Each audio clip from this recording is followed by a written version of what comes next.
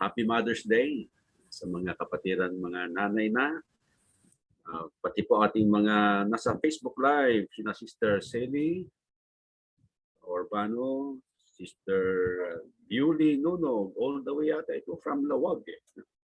And then Sister Luz Mendoza Indang from Los Baños. Naku, kayo po ang mga sikat ngayong araw po na ito.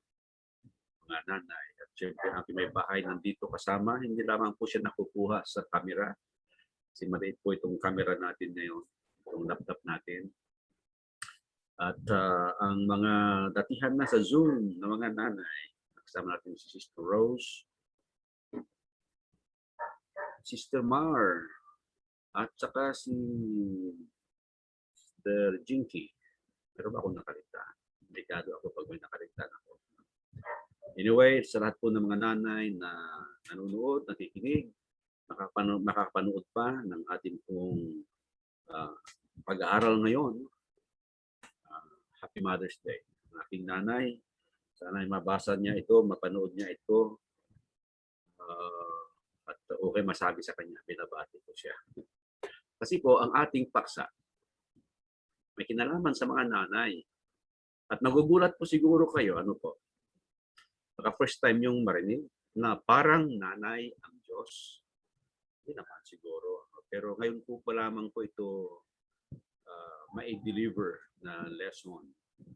Well, nabanggit ko na po noon, pero wala po akong sermon na ginawa. Kasi po tuwing Mother's Day ay direktang tinatalakay ko ang pagiging nanay. So naisip ko, baguhin ko naman ngayon. Ibang approach. So ang ating emphasis ay ang Diyos, pero may kinalaman po sa mga nanay. Based po ito sa Matthew 23 verse 37, kung saan po ay sinabi, O Jerusalem, Jerusalem na pumapatay sa mga propeta at bumabato sa mga sinusugo sa kanya. Makailang inibig kong tipunin ang iyong mga anak, na gaya ng pagtitipon ng inahing manok sa kanyang mga sisiw sa ilalim ng kanyang mga pakpak, at ayaw kayo. Malapos talatang ito, hanguin po natin ang aralin na ang Diyos pala ay parang nanay. Nanay nga lamang po na manok.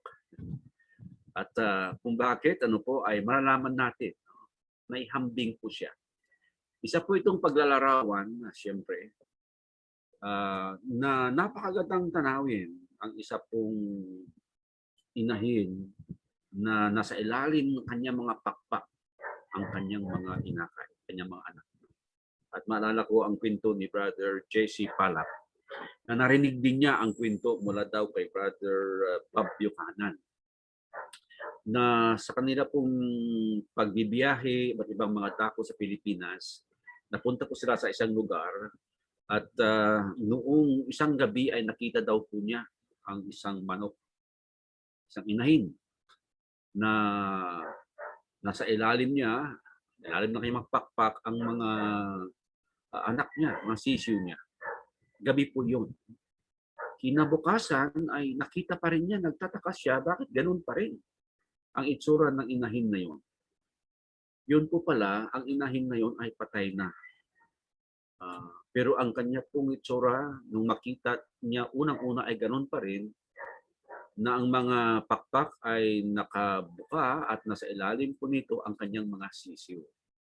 Napag-alaman po nila na parang kinain ng insekto o basta mayroon pong dahilan na namatay yung inahin, bagamat patay na siya, ay ganun pa rin po ang kanyang ginawa.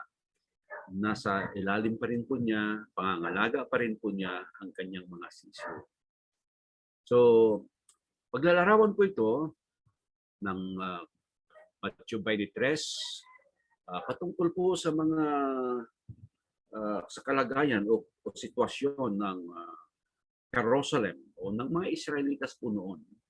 Ang Kapitulo 23 po ng Matthew ay tumutalakay po sa mga Hudyo, mga Parisyo at mga Sadusyo na pinagsabihan ng Panginoong Hesus na mga mapagpaimbabaw.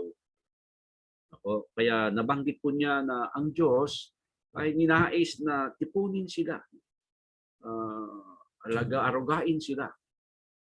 Pero ang mga Hudyong ito ay ayaw.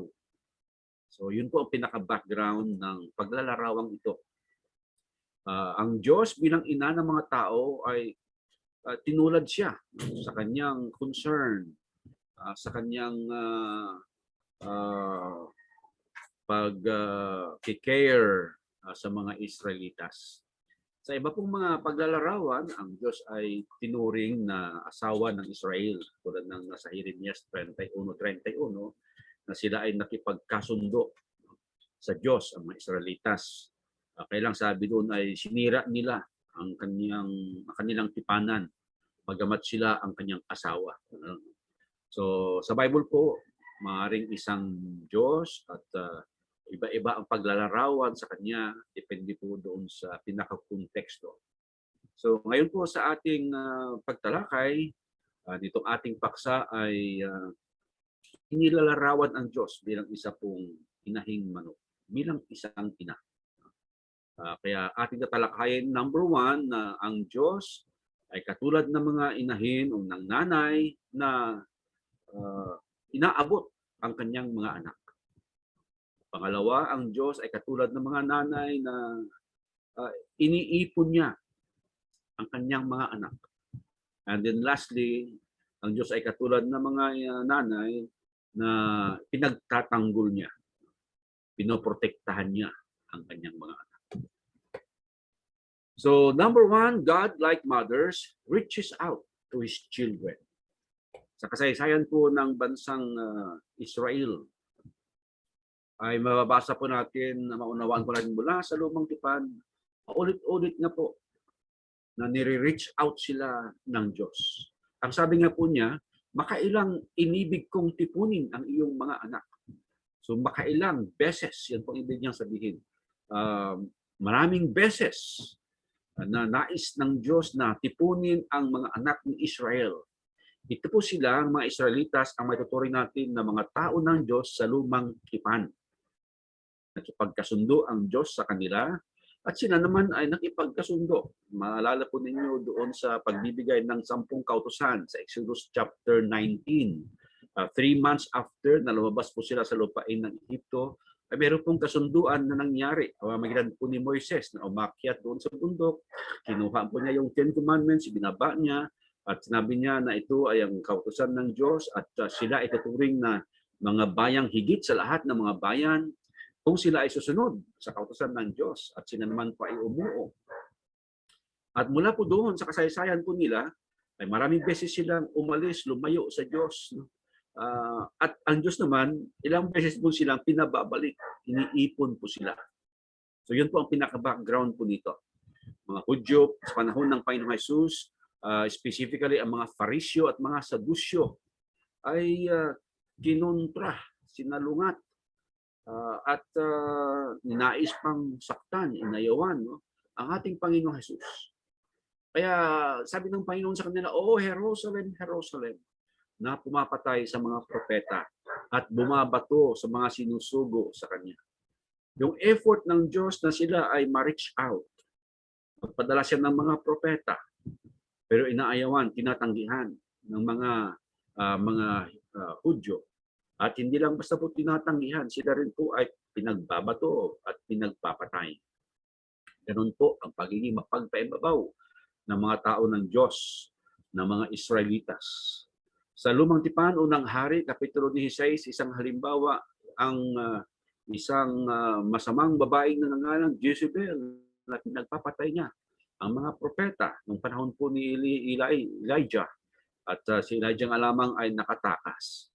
At sa pangangaral po ni Stephen sa Acts chapter 7 verse 52, ay sinabi niyang, "Was there ever a prophet your fathers did not persecute?" Mayroon bang propeta na hindi inusig ng inyong mga magulang? Sabi niya sa mga Israelites. Patanong na ibig sabihin ay, ito ang ginawa ng inyong mga magulang. And then sa Lucas Kapitulo 11, versikulo 49, "I will send them prophets and apostles," sabi ng Panginoong Jesus, "some of whom they will kill and others they will persecute." Kung hindi man nila mapatay ang mga prophets and apostles, sila ay uusigin ng mga Hudyong ito. At ganoon pa man, God reached out to the Israelites in the wilderness. Pagkatapos po ng natipanan nila doon sa bundok Sinai, ang mga Israelites ay nagpatuloy po sa kanilang paglalakbay upang pumunta doon sa Canaan, the promised land. At sa kanila pong paglalakbay ay ilang beses po silang magkasala laban sa Diyos. Nariyan po ang kasalanan nilang pagbubulong-bulungan, murmuring. Sila po ay nagrereklamo. Una, wala daw silang makain. Ay nakalimutan na po yata nila na ang kanilang Diyos na naglabas kanila mula sa Ehipto ay makapangyarihang Diyos na kaya niyang ibigay sa kanila anuman ang kanilang kailangan. Pero sila po ay nagbubulong-bulungan. O, nung masabi nila kailangan nilang pagkain, o ayan, sa isang iglap lamang pinadalhan sila ng mga mana na nahuhulog na lamang, pupulutin na lamang nila, kakainin na lamang nila. At nung magsawa sila, at sabi nila, iba naman, binigyan naman sila ng Diyos. Pugo, o lumilipad lamang ng mababa, manghuhuli na lamang sila, meron na silang karne. Tubig kailangan nila, ayaw ng tubig, binigay po sa kanila.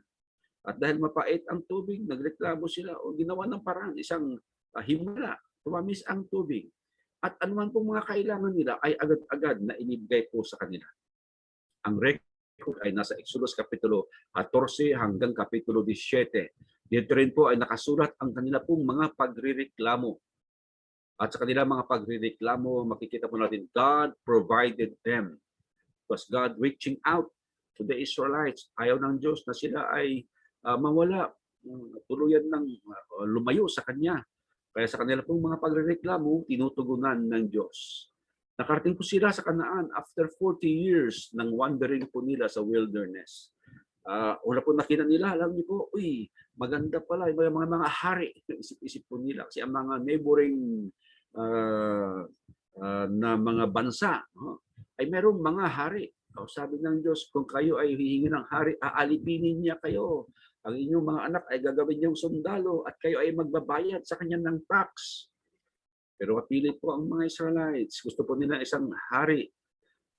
At si Samuel ay nagsabing, inaamin niya ang nalungkot siya sa ganung tinuturan ng mga Israelitas. Ang sabi ng Diyos sa kanya, actually Samuel, hindi ikaw ang inaayawan ng Diyos, ng mga Israelites. Ako ang inaayawan nila sapagkat ako ang kanilang hari. O nga naman po, no? Theocracy ang mayroon po nila, mayroon sa kanila noong forma ng panggobyerno. Ang gobyerno po nila, ang Diyos ang kanilang pinakahari, pero gusto po nila ng taong hari. Kaya yun po, pinagkaloob sa kanila. Unang-unang hari nila si Saul, na alam naman natin naging problema. Ganon din pagkatapos niya si David, at hanggang kay Solomon, at pagkatapos kay Solomon ay nagkaroon ng pagkakahati ang kaharian ng Israel, nagkaroon ng Northern and Southern Kingdom. Panahon ngayon ay ganoon pa rin po. Patuloy ang pag-reach out ng Diyos sa mga Israelites. Mayroon silang mga hari na mabubuti, pero marami din ng mga masasama, both Northern and Southern, hanggang sa dumating tayo sa New Testament times, kung saan po ay patuloy ang pag-aabot ng Diyos sa kanila. At ipinadala si Juan de Bautista ang naghanda ng daan ng Panginoong Hesus upang marating ang mga Israelites na ito sapagkat sila nga po ang mga tao ng Diyos. Sila ang pinili ng Diyos higit sa lahat ng mga bansa. Kaya ang kaligtasan, sabi nga, ay nanggaling sa mga Hudyo. And finally, pinadala ng Diyos ang Panginoong Hesus upang siya ang maghanap sa mga naligaw, mga nawawalang tupa ng Israel. At ang Panginoong Hesus, nagpadala siya ng limited commission. Maalala po natin ng 70 disciples na ipinadala po 2 by 2 ng Panginoon. At ang sabi sa kanila, huwag muna kayong pumunta sa mga bayan ng mga hintil. Pumunta kayo sa mga the lost tribe of Israel, sa mga lost sheep of Israel. Sila po ang priority. Tuloy-tuloy silang nire-reach out ng Panginoong Diyos. Like a mother who is reaching out to her children. Mga nanay na mayroong mga nawawalang mga anak, patuloy ang kanila pong paghahanap. Mga kwento po na pwede natin ilagay sa MMK, maala-ala mo kaya. May mga kwento ng mga nanay na nawalan ng mga anak. Di nga ba recently ay meron pang nagkapalitan ng anak o ng sanggol sa ospital? Hindi po imposible ang mga yon.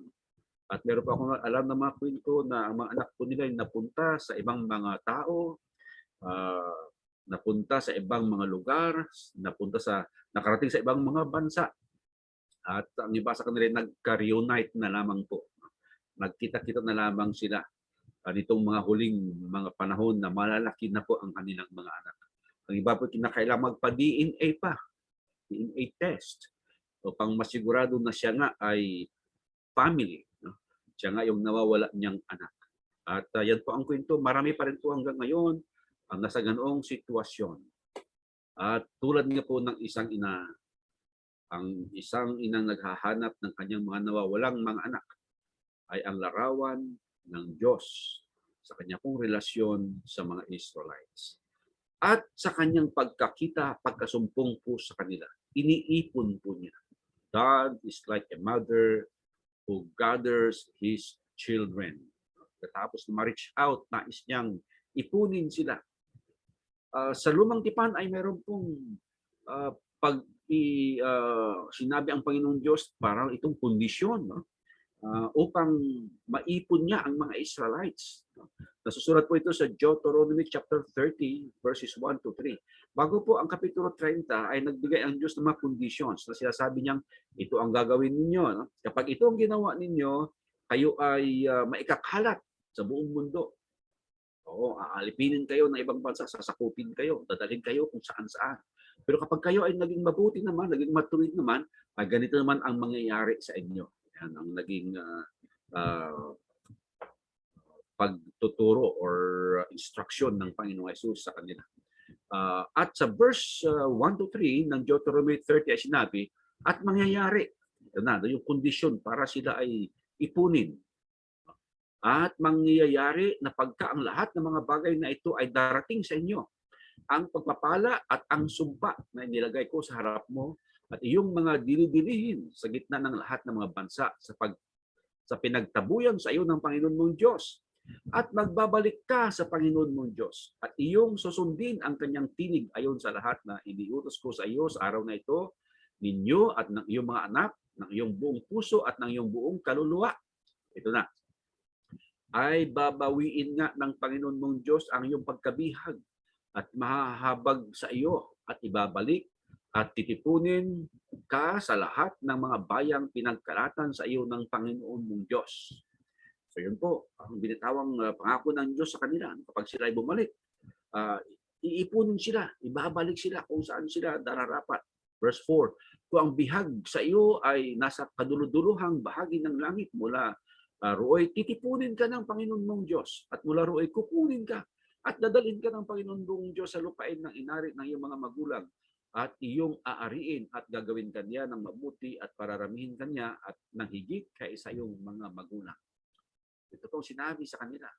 At nangyari po na totoo yung sa sinabi ng Diyos sa kanila, yung pong mga Israelites na naging mga Suwael. No? At ito po yung nasa Northern Kingdom. Tinawag po nilang Israel noon. Kasi ang Southern Kingdom, tinawag na Huda. Ay naging Suwael, naging palalo, ang mga hari naging masama. Sinakop po sila ng ibang mga bansa.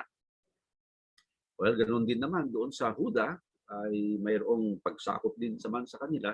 Pero sa kasaysayan po ay malalaman natin ang Huda ay ang bumalik sa Panginoong Diyos. No?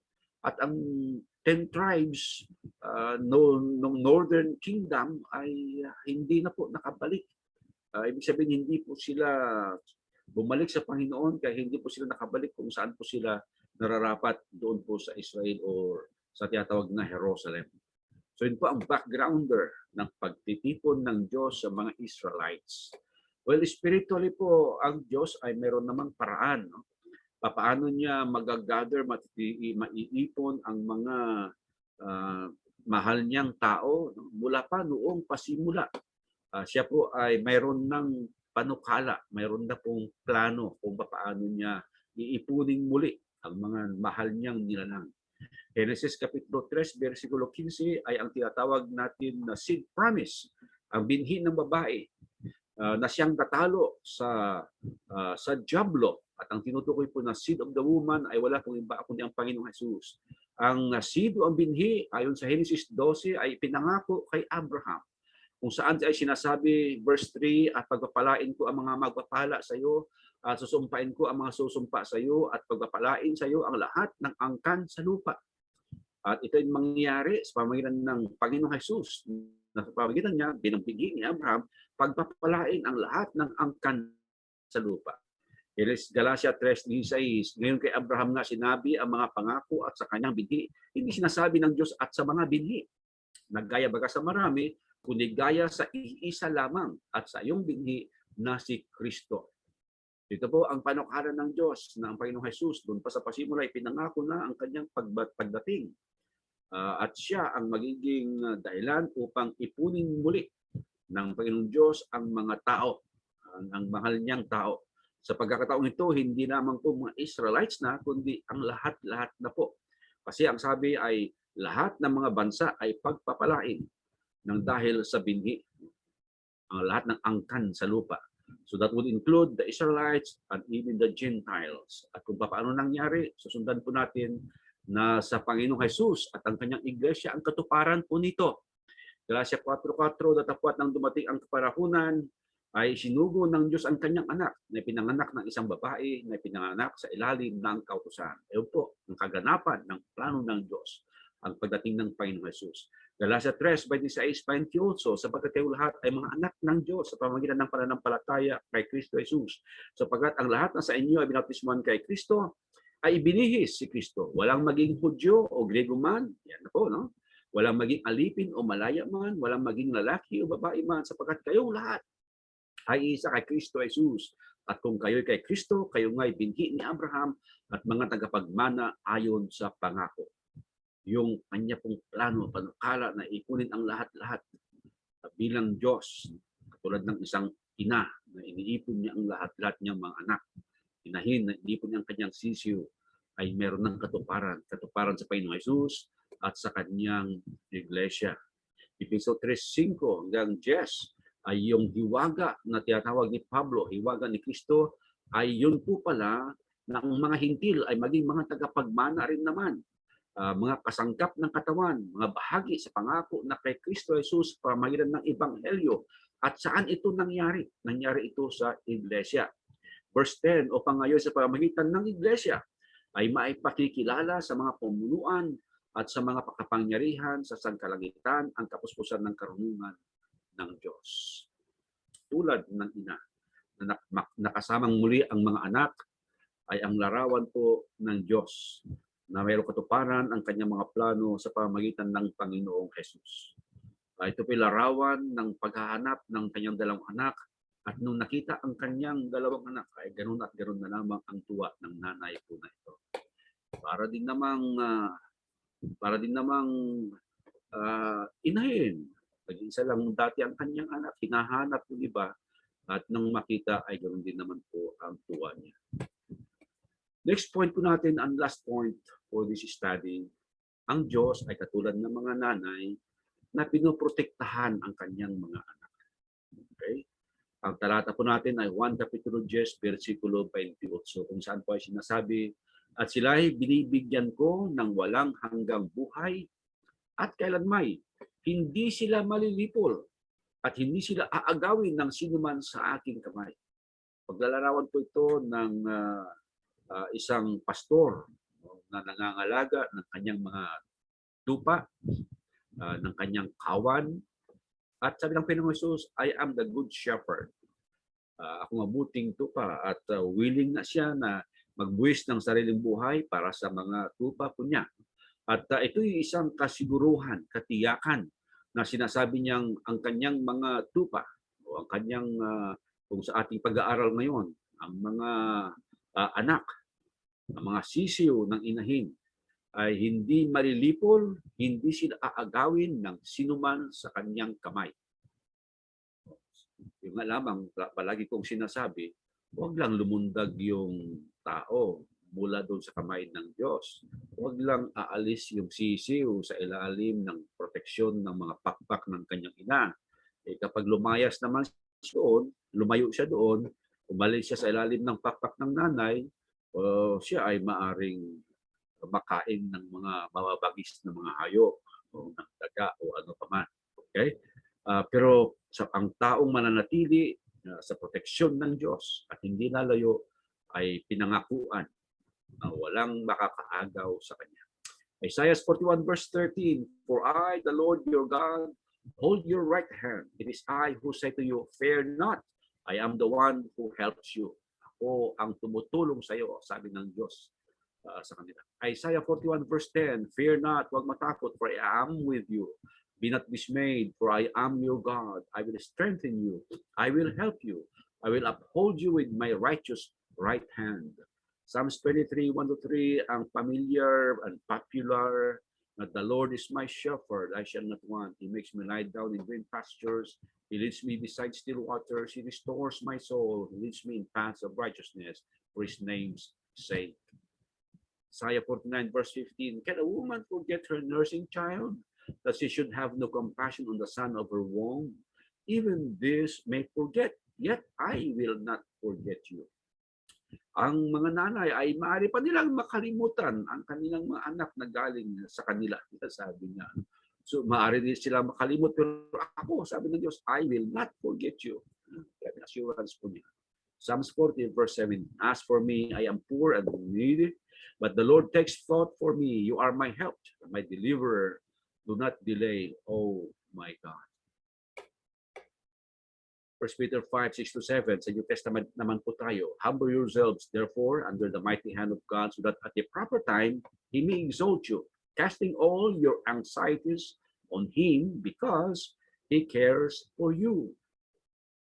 Hebrews 13:5, Keep your life free from love of money, and be content with what you have. For He has said, I will never leave you, nor forsake you. Siya nga po ay ugaling nanay. Naaruga ang kanyang mga anak. Sisiw na pinoprotektahan, na pinagtatanggol ang kanyang mga sisiw. As a hen gathers her chicks, the Lord protects us too. Mga susunod po na mga pictures po natin ay paglalarawan. Pinapakain ang mga anak, isang inahin, at ganoon din naman ang nanay sa kanyang mga anak. At tulad din po ang Diyos sa atin.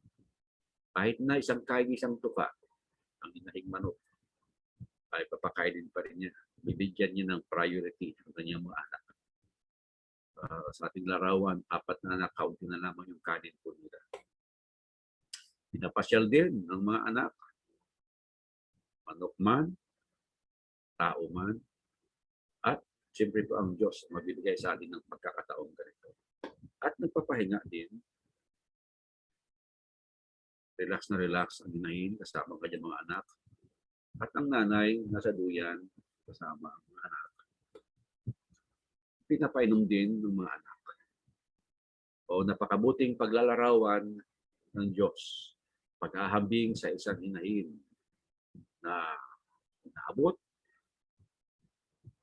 iniipon, at pinoprotektahan ang kanyang mga anak. Mga kapatid, meron po ang ating Diyos, ang pag-aalaga ng Diyos sa atin. Hahanapin po tayo, aabutin po tayo, at pag nakita po na tayo ay iipunin niya po tayo sa kanya pong under His wings, at tayo po ay kanyang poprotektahan. May ugaling na pong nanay ang ating Panginoon. At dito po sa talatang ito natin mababasa. At huwag po natin kalilimutan ito. Kaya meron po tayong Diyos, may ugaling nanay, at sa kanya po tayo maaaring magkanto. Magandang hapon at pagpalain tayo.